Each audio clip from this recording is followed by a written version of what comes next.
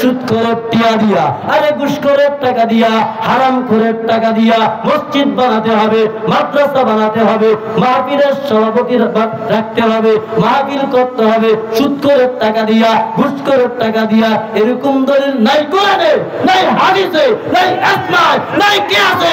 কথা বলার ঠিক কিনা?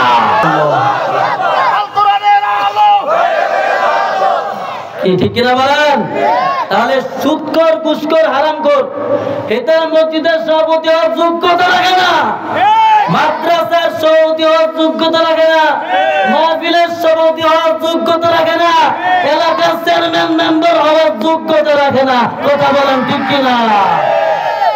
তাহলে সুদখোর, ঘুষখোর কি সম্মানী জায়গায় বয়বেন? আরে সুদখোর, ঘুষখোর সমাজের সর্বনিম্ন শ্রেণীর মানুষ, গৃহীত মানুষ। কথা বলেন ঠিক কিনা?